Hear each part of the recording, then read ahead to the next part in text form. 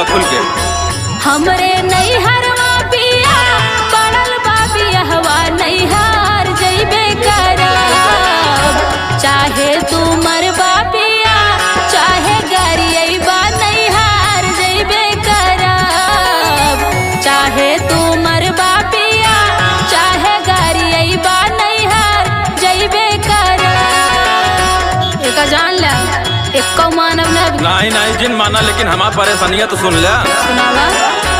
जो तू ही हो धनिया जैबू नैहरवा हम कैसे रहा, जो तू ही हो धनिया जैबू नैहरवा हम कैसे रहा।